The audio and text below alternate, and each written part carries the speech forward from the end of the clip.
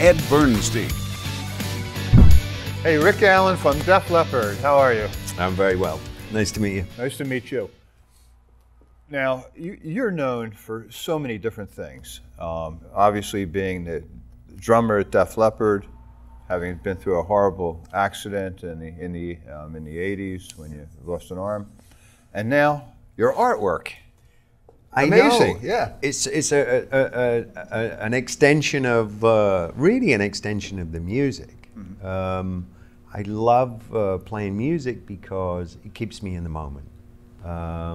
When I'm really, in that zone, time just stands still. And that's kind of a focus. Yeah. Like when you're drumming, performing, you get into that zone. It's really that everything out here doesn't exist. It's all right there in front of you with that drum set, right? That's it. It's me and the drum kit. Right. And that happens with your artwork? That started to happen after I started painting with my youngest daughter.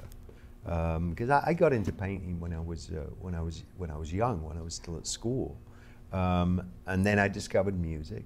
So when you say you got into painting when you were young, yeah, you're in school and you're doing what? Just basic drawings, houses, basic drawings, trees, that type of thing. As much paint on the ceiling and floor as there was on the paper, but I loved the whole idea of it. It was so immediate, it was. Me, a brush, the paint. So what were you painting in those days? In those days, landscapes or people? Really just abstracts. I liked abstracts. I liked to experiment with sticking different things onto the paper, painting over them and creating all these cool sort of abstract pieces. Nothing out of the ordinary, I didn't think.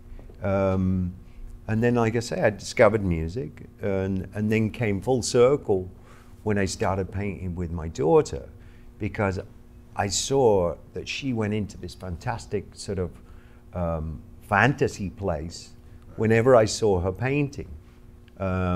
She was always in the moment, and there were never any rules. It wasn't like calculated, and I recognized that she went to the same place when she painted that I go when I play drums.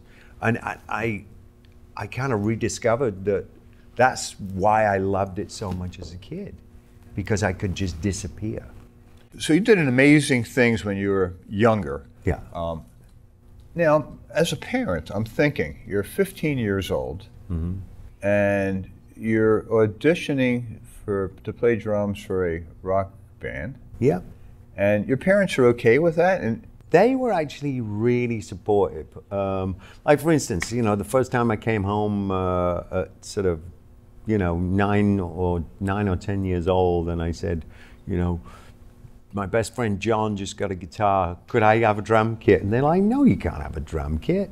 It's like, we can't afford that. But then they thought a little bit, and they came back to me and they said, well, if you start doing some jobs around the neighborhood, right. You need to get lessons, because we don't want to commit to something and then you just drop it. So it was always a bit like that. They supported me, but they wanted a commitment. They wanted you to be accountable. They wanted me a commitment from me. And did you take lessons I did. Young? Yeah. I did. A guy called Kenny Slade, and he was a local drummer, played a wee bit with Joe Cocker, and he was good. He taught me how to read and, basic rudiments, showed me the right books to buy, and he was an all-around colorful character. Yeah. But you left school. I mean, that's where I'm going with this. I know. Okay, I'm thinking back. Look, you're a father now. Your daughter comes up to you and said, "Dad, want to quit school?" And I'd be like, "No way!" Right? No, absolutely no way. So I guess my parents were quite sort of progressive in that, mm-hmm. and they saw how committed I was to playing drums, and they saw how committed the band were to me and how committed we were to each other. And they must have picked up on something and they knew that this was going to be successful. You were kind of like the young kid in the band. Yeah, So yeah, I'm still the youngest. Yeah. We reach a certain age, everybody kind of becomes the same No, age. no, it kind right? of all blends in. It's like, I hope they don't notice. But yeah, they were really cool. They went to school. They convinced, they convinced the school that, I think the private conversation went something like, well, he's not going to be a brain surgeon, so, like let him play the drums. Let's see how far it goes. So, but I made it a success. We made it a success, and it was the best decision they ever made, my parents ever made, because they got it. They convinced the school, and they said, listen, if he stays and, does his schoolwork and waits, he's going to miss this opportunity. And they said, you've got to go. You've got to do this. So they let me leave school.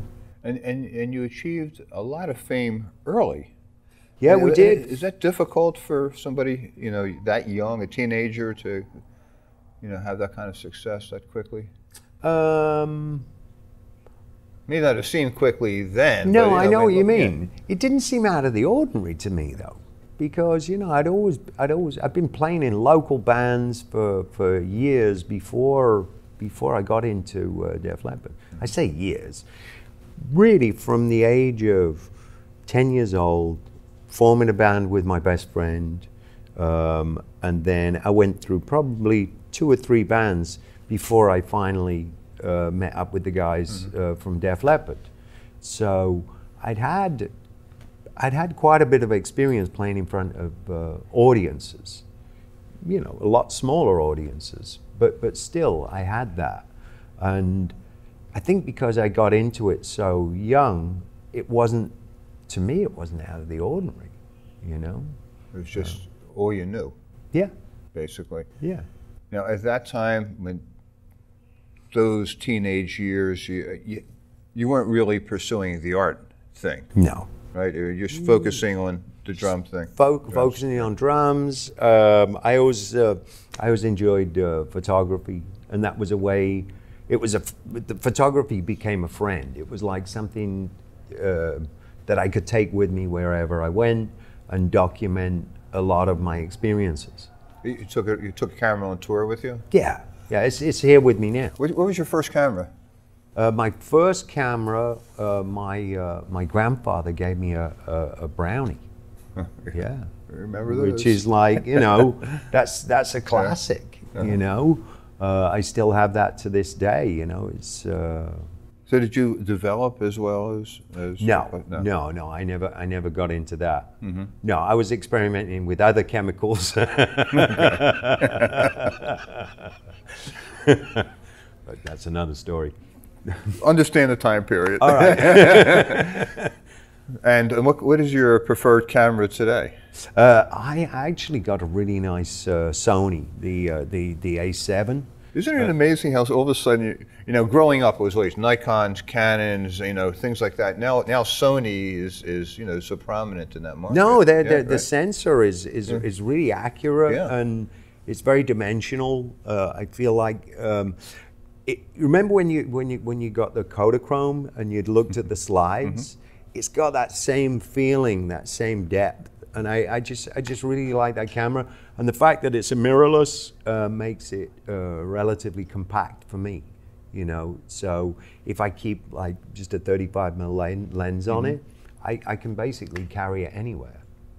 When you're playing drums, the whole camera photography and the art thing is so visual, but when you're playing drums, are you seeing anything, visualizing anything? Yeah, I'm.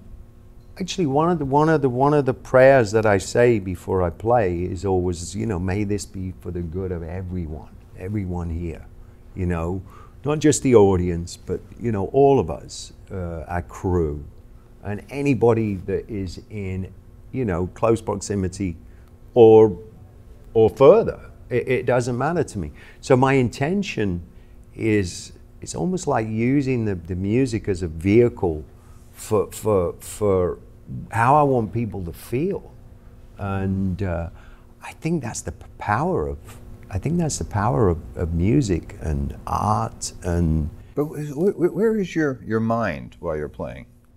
it's that's a really good question, and I'm not quite sure. It's this strange combination of sometimes really intense concentration, but then other times where it just seems like this is so easy. This is it just feels so natural, Familiar. yeah, and it never seems like a chore, you know. But yeah, there must be a lot going on. So you're a young man. You're playing with this, great rock group, Def Leppard, and having amazing success with a couple of great albums. And you get into a horrific accident in your Corvette. You want to talk about that? I mean, Yeah, I mean, you talk about it a lot, right? I do, and it helps me. And that's one thing that I've really learned is, if I'm open about it, then it doesn't necessarily get me down,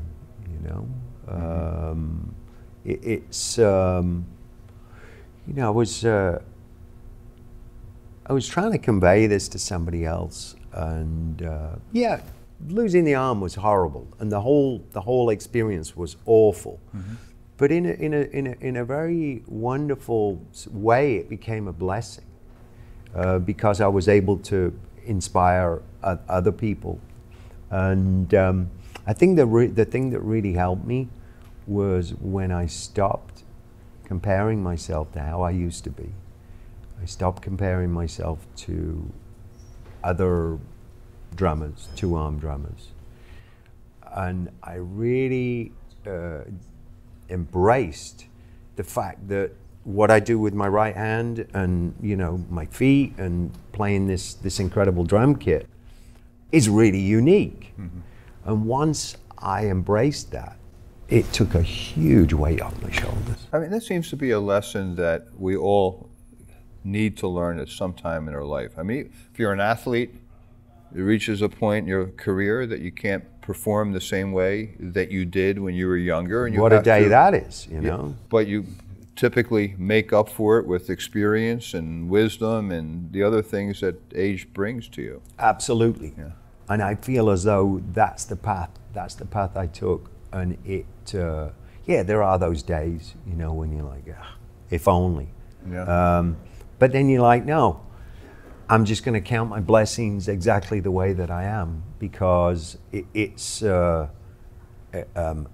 had immense success, and generally I'm a happy person. I have a really supportive family.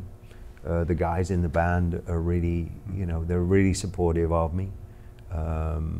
So it's a good thing, You got into an accident, you woke up, I assume, in the hospital after that? Actually, the thing that saved my life was, and this is kind of hazy, but because I must have gone into shock. Right. But as I left I rolled the car, and as I rolled the car, I left through the sunroof, but the seatbelt came undone. It was the seatbelt that took my arm. Right, the Corvette has a kind of T-top. Yeah, exactly. Right. So I landed in a field, and I remember, one of the last things I remember was standing up and realizing what had happened. But so you were able to stand, you got thrown into a field some distance away from the vehicle, yeah, right? And you were able to stand up? Yeah. Amazing. I stood up, and I was like, wow, this just happened to me. At that point, it was like a complete out-of-body experience. In fact, it was like a dream. It was like it wasn't even happening. Almost like an incremental shutdown of senses. Right. Where, at a certain point, as long as we've got a heartbeat and a pulse, then we're good. And that is actually one of the things that saved me, was remaining somewhat conscious, was because my body tensed so I didn't bleed. Remember, I'm out in rural England, outside of my hometown. So if I'd have completely lost consciousness, I don't think I'd be here. I think did I read somewhere that there was a nurse in a vehicle behind you or something? That's right. Yeah. There was a district nurse, Eileen Pierce, and Roger, an off-duty cop, and they pulled up at the scene of the accident right after it happened, and the two of them basically saved my life, and it became a beautiful love story because the two of them, they ended up getting married. So in some way, shape or form, however this whole thing works, I just hope that I had something to do with, you know, bringing these beautiful people together. They were like those angels people talk about, angels on earth, you know, that are just there at just the right moment. Yeah, yeah. And they were. It's one of those things in life that, you know, at the time it's going through, it doesn't sounds horrible. Then you look back and, okay, there was a purpose, reason, and it made sense. Yeah, absolutely. Yeah. And it obviously wasn't my time to go. And, you know, it's been challenging, really challenging. But, you know, I'm in a good place. You are. And let's talk about some art. Yeah. Okay. So, you had this skill as a child. At what point in time did you re-explore the art world? When I started painting with my youngest daughter. Okay. So, she's doodling. Yeah. Right? Right? Yeah. Probably finger painting a little bit. Yeah. Right? And You name it, she'd get everything involved. You're watching her and say, boy, I remember I used to do that. Yeah. Right? Yeah, it just reignited that passion. You know, I'd been through, you know, the early successes of the band, and, you know, remembering all of that, and the reason why I play drums. Mm-hmm. And then seeing her paint, she was completely in the moment, and it just reminded me of where I go when I play drums. So I was like, I want to paint like right. that, without any rules, and just kind of rekindle, you know, why I started painting as a kid. Did you have any training with painting? No, I have a couple of mentors, and they teach me some really nice techniques. This is a good example of that particular technique. This is part of the Legends Yeah, series? and Steve Clark was actually one of my bandmates. Unfortunately, Steve's not with us anymore. Mm-hmm. But it was great training wheels for learning this particular technique, mm-hmm. where, you know, I dumb down a photograph, and then what I do is I sketch the photograph onto the canvas, mm-hmm. and then I create a grayscale. So I'll create, you know, whites, grays, and blacks, and then after that, after I've done all the sketching, then I start to figure out what I want those colors to be. Do I want the black to remain black? Do I want the gray to remain gray, or do I want it more of a skin tone? Mm-hmm. What do I want the white to be? Is the white more of a skin tone? And then when you finish this whole thing, it doesn't really make sense when you stand up close to it. It's all geometric shapes. But then when you start to stand away from it, I think your mind just makes sense of it and fills in the blanks. It's like everything else in life, much easier to see from a distance. Yes, and that's what I love about this particular technique. And what's your signature? How do you sign your artwork there? I just do it with a Sharpie. Says Alan? Yeah, Rick Allen. Okay. Yeah, I know. Hey, you're a much better artist than your handwriting. Oh yeah, absolutely. I should have been a doctor. So in the Legends series, who else have you? I moved on to doing John Lennon.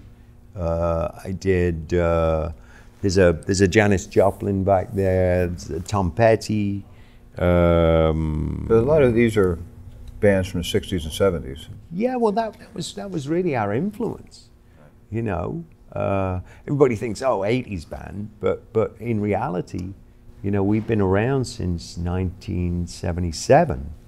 So all of our influence came from the previous decade, Right. you know. Which is your favorite? Oh man, I have so many. I love Hendrix, and that was another one of the Legend series also. And you take somebody like, I mean, look, Hendrix, Lennon, I mean, they've been painted so many times I know. by so many people, right? Is that intimidating to you that you make up your mind, I'm going to do a John Lennon portrait, and, you know, it's got to be a little bit different than others, but, you know, I don't want to, you know, I want it to be as good, or I mean, is it competitive? I thought that at first, and then I said, you know what? I'm just going to do it the way that I want to do it. I think I probably spent about 3 weeks or probably about a month, and I'd paint a little bit and then go away, paint a little bit more and go away, and just let the thing sort of develop organically, and I was really happy with the results. How do you decide at what age you're going to paint somebody? At what age, you mean? In other words, how old was John Lennon in your mind when you're painting his portrait, or Janis Joplin when you're painting hers? That's a really good question, because I was trying to find imagery where the face was really the focus, and it wasn't full body. So part of my decision making was that. But with Lennon, he must have been probably late 30s in the particular one that I painted. I mean, how old was Lennon when he died? That's a trick question. I know. He died in. So he died in what? 81? 1980. Okay. Okay. But yeah, that's a really. I don't know. I'm just drawn to a certain image or a certain time period. It was like with Tom Petty, because I did the Tom Petty piece so relatively soon after his death. I wanted to paint him as people would remember him, like now with the beard and, you know, out on tour and basically enjoying some of the best years of his life. And I wanted people to remember that. I didn't necessarily want to go back, you know, way into the past.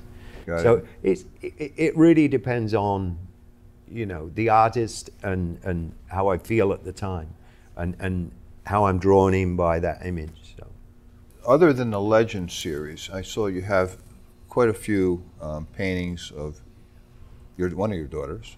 Yeah. Right? Yeah.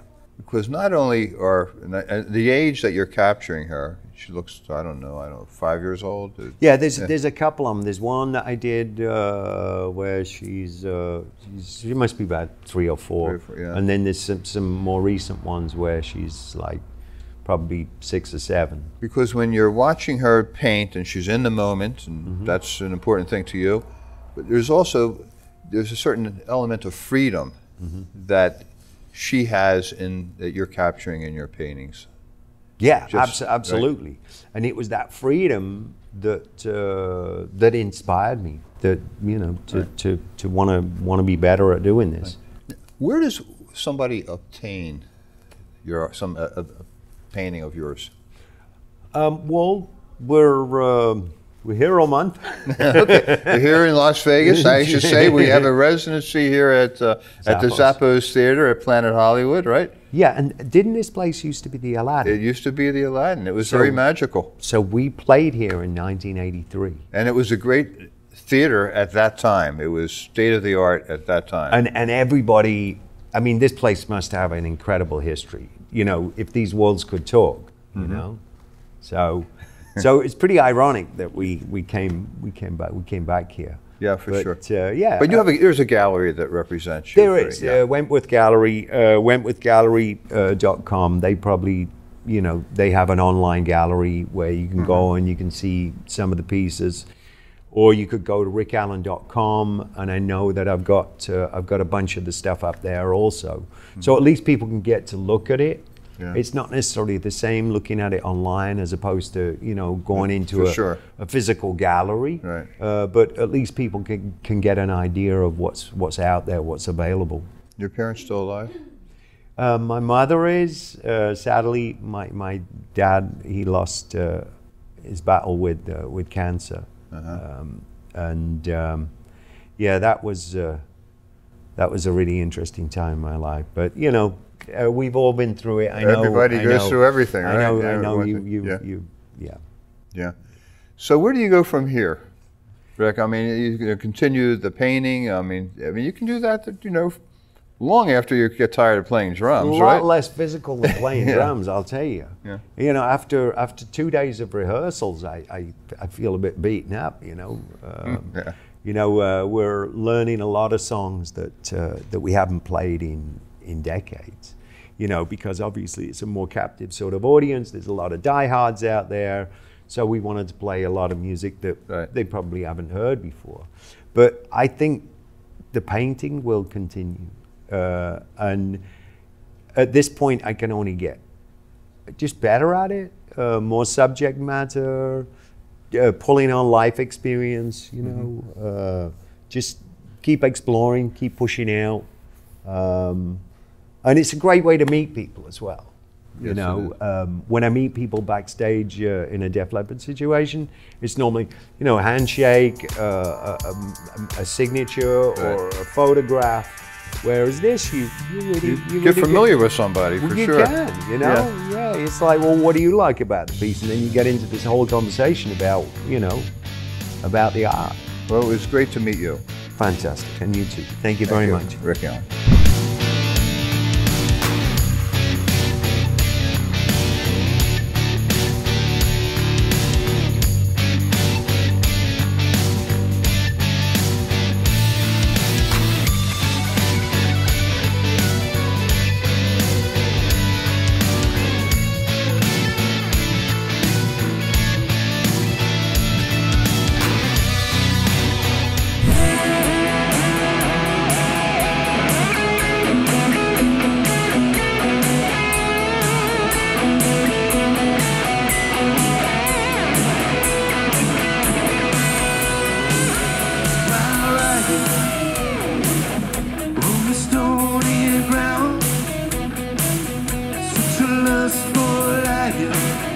My daughter Dana fought a long battle with Crohn's disease before passing last year. Max has spent a lifetime scoring goals. It's our goal to help the Crohn's and Colitis Foundation find a cure for this horrible disease, so no one else's child has to suffer like Dana did.